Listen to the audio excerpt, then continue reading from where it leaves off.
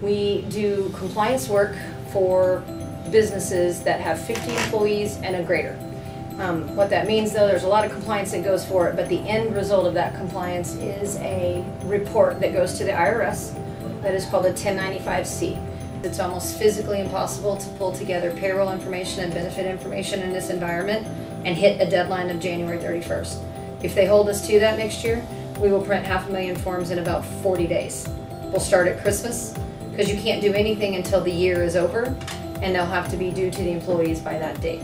The original intent of the machine is we bought them specifically to put the forms together, wrap them in an envelope so we didn't have some of the stuffing problems that you have in a traditional stuffing type machine, where you take a form and you put it into a windowed envelope. That caused lots of grief last year.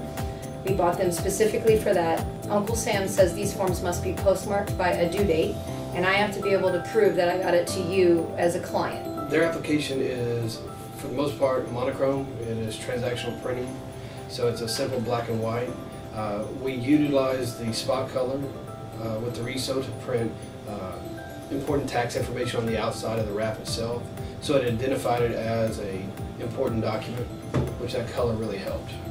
So our last year was long just to do one job. Put our PDF jobs on a jump drive, walk up to the printer, put them in, punch all the buttons, and print the job.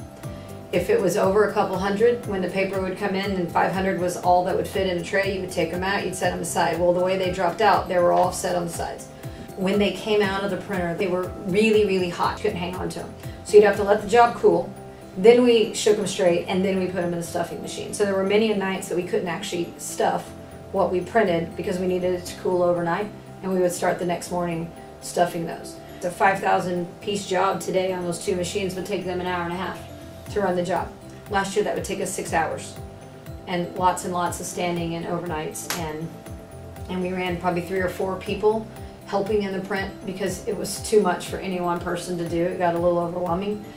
We were worried at first that we'd run 24 hours. We never needed to do that because it was so fast. It was really amazing. There should have been days, last year we would have run a week at 24 hours. Right. This year we never had to do that. So even when we had the bottleneck, meaning getting all the printable data right at the end, the RISOs were able to keep up with it. So we never got to the point that we had more data than we could print. Once we got the printable data, it was how much could we produce in one day. We had the redundancy of 2 machines that allowed us to either split a large job. We were averaging about 1,650 pieces per hour per device. And so when we had a customer that had 10,000 employees, we were able to cut the job in half and send 1 to each device.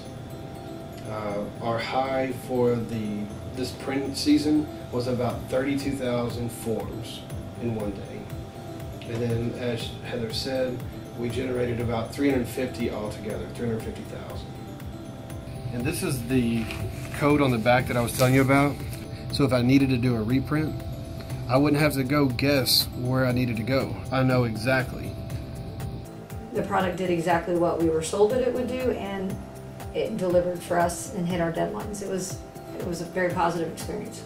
We've had nothing but compliments from our clients on the difference in this year. They enjoyed the format, they liked the tracking, the quality of the product was really good. We've had nothing but positive. And we have officially invested in our machines, paid for them in full, and everything we do from here on out is actually making a profit. So I'm not going to complain. It was a good year.